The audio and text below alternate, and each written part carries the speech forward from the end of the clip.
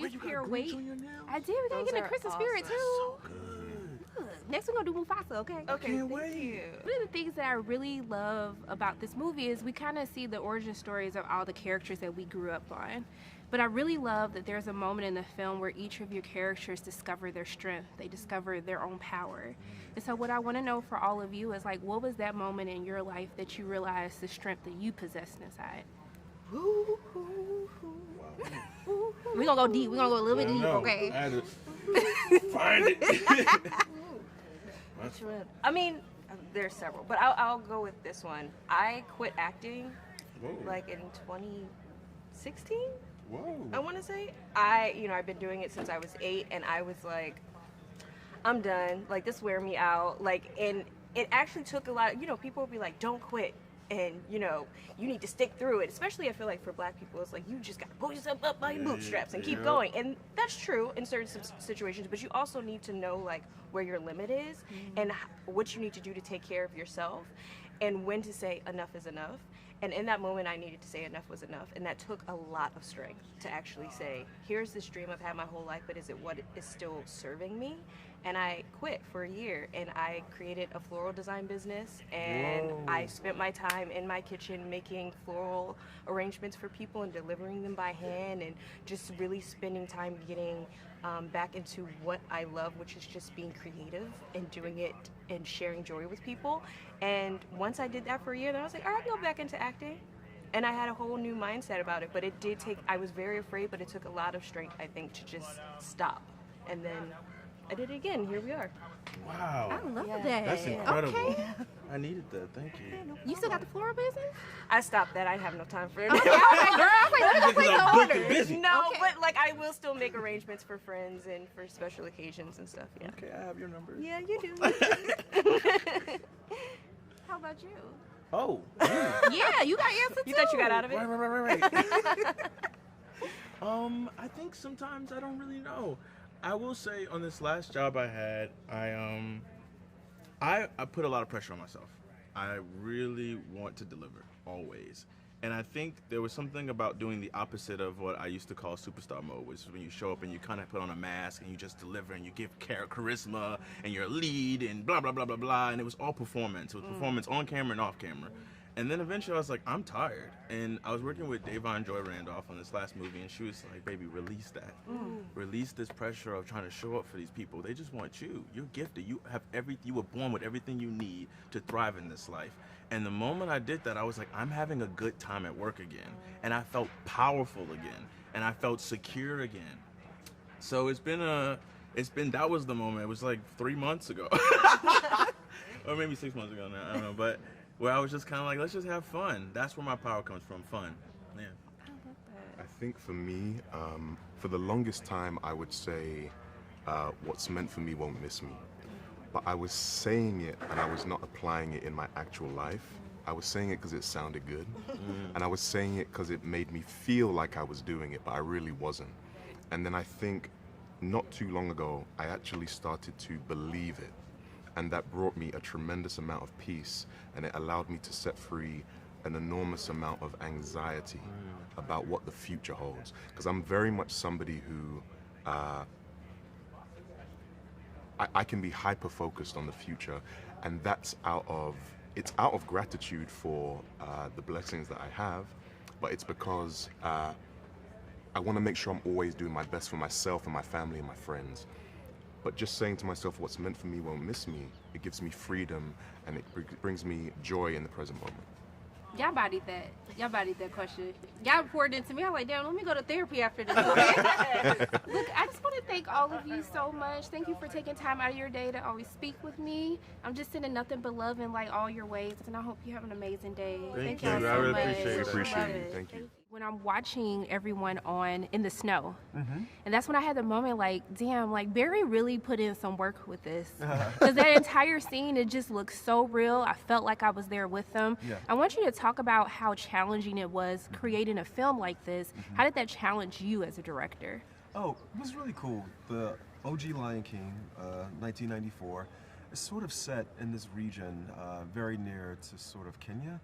And it's really beautiful, and the remake of 2019 covers all those same landscapes, but as you saw in the film, Mufasa gets washed away, I'll say, very simply, and then he has to go on this journey across the continent.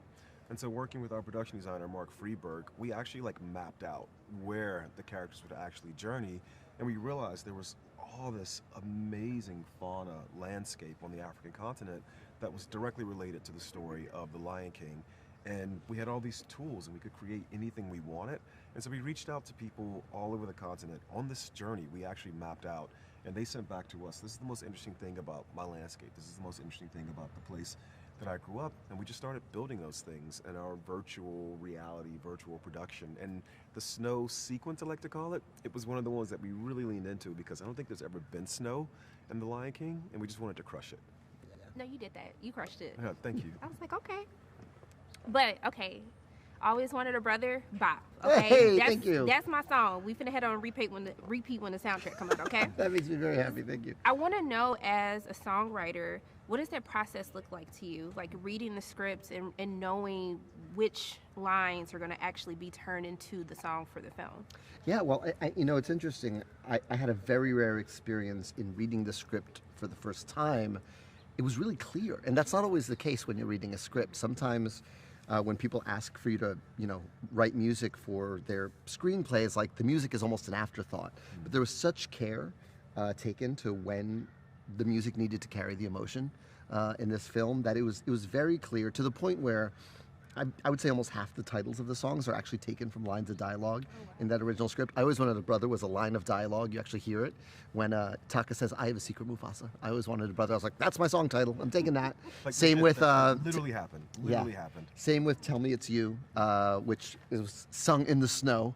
And so I had the blessing of a really intelligent, well-written script as my cue to where the music could carry the ball. But I like this whole idea of brotherhood, of it. You don't have to be connected by blood. You have your chosen family. So I want to know, like, working on a project like this, like, how is your brotherhood bond? How has that grown after working on this film? Oh, man. That's so deep. I mean, I So gotta be honest. deep. I've never made a musical before, and so it was really cool to like come in and be like unsure, to be a little bit fearful. Like, how do I make a movie with songs? Then have someone who's done it. Just be very open. They say in fear we shrink, in love we expand. Aww. And instead of shrinking in fear, I said, hey, bruh, can you help me? And this song we were talking about, I Always Wanted a Brother, I'll never forget getting on Zoom with Lynn and him going, that's the song. When Taka says, I always wanted a brother. And he just started riffing, and I was like, okay, this is gonna work. Yeah. Like, this gentleman is going to share this burden with me. He's gonna share this challenge with me. And yeah, I think everybody who worked on the film sort of feels that way. Yeah, absolutely. And Barry is selling himself short. He's so musical. And that's not always the case with directors, but he has such a good instinct for what the song needs to do. I actually And- sang the demo. Yeah, I did. that's Mufasa. I need y'all to release that. To be released in 2025. Right. And so it was a really joyful collaboration. Lion King's an intimidating legacy. It's in our cultural bloodstream as a global culture. And so, but Barry's just one of my favorite filmmakers, so I knew I'd learn a lot from this collaboration. Look, I just want to thank you both. I really enjoyed that movie. Like, I really enjoyed the film. I just want to thank you so much for taking time out of your days to speak with me. It means a lot. And I'm just continuing to send love and light both your ways. Thank I hope you you have a very great much. day. Appreciate it. Thank Very you so kind of you. much. Thank Really you, my dear. appreciate you. Really like that with this one, it talks a lot about brotherhood and not having like your family by blood, like your chosen family. And now that we're 2 films in, I want to know for you, like, how has that brotherhood evolved with Seth, but also too, how has it evolved your relationship with the franchise? Yeah, I mean, I think it's a very relatable theme, and certainly for me, chosen family is a huge part of my life in the LGBTQ community. In my real life, Seth is not, but I'm working on it. No, I'm just kidding. No, so I think that's so relatable for so many people out in the world, and I'm really happy that's a theme in the movie. And Timon and Pumbaa are a chosen family for each other. They're best friends. They make fun of each other a lot, but that's just part of how they communicate and part of the comic relief they bring to the movie. I like also too, like, the jokes that they have, like, it's a kid movie, but it's like for the adults. Yes. So like, I'm laughing. I'm like, I know these kids not about to get this, but Exactly. I think Timon and Pumbaa, especially in this one, are there to like A little bit for the adults, Okay. I think, you know, to keep. Although the whole movie it's not a kids movie in any way. I don't think. I mean, it's for kids, but I think there's so much action, there's so much adventure. Like, I found myself on the edge of my seat, and I'm old. But yes, I do think Timon and Pumbaa's comedy in this movie. I think the adults. There are definitely some jokes in there for the older crowd. Is there a joke that you've ever wanted to put into the film that you just like, we cannot do this because it's a family film? Oh my God, we improvise so much that I forget. I'm sure there are things that I think when we're recording, oh, that's gonna make it in the movie, and then it doesn't. But that's not my decision. But I don't even remember what those things are, because it was so, we ad-lib so much. Yeah. But I like that in this one, it's this whole idea of storytelling, like passing down these stories so the new generations can still retain them. Like, what's the story for you that's kind of been passed down in your family that you kind of want to keep that legacy going for? Oh God. I'm trying to think. I don't know. It's probably like some, I don't know, it's like I think about the pop culture that I grew up loving, which the original Lion King was part of that. I loved all those Disney movies growing up, like I was a kid, late 80s, 90s. And I wonder, like, do kids now, a friend of mine has a 10-year-old daughter now, and I said to her, do you know who Madonna is? And no insult to Madonna, who's like my favorite artist ever, but she kind of didn't know. And I was like, oh my God, there's so much work to be done with these children. We got to teach the kids. You got to teach. I looked at What my is friend, happening? her mom, I said, what are you teaching these kids? What kind of parent are you? So yeah, I think my goal is to like make sure children know about Madonna, basically. I think that's a really good goal. I think so We too. got to start work now. We're behind. Exactly. Okay? But I mean, also too, I think that when I look at Timon and Pumbaa, I like that we have these unlikely heroes. You know, like anybody can be a hero no matter who they are, no matter how big or how small. Yeah. So, but I want to know for you, like, what was that moment when you knew that you could be a hero? Oh, I don't know. I think I'm still waiting for that moment. I don't know if I'm a hero, but you know, You I are. hope that's very nice of you. I would hope that I got to give the graduation speech this year at the college I graduated from, which was very cool. And you're like staring at these, you know, 20, 21-year-olds about to enter the world. That makes you feel very old, but it also makes you feel like maybe you've done something in your life that people feel like you have some advice to give. So that was very cool, and that made me feel good. Okay, so you're a hero. Okay, Thank you. I'm gonna tell you you're a hero. All right, thank you. And I'll we're gonna take it. teach the kids about Madonna. Okay. Exactly. Oh, my whole speech was about Madonna. Trust me.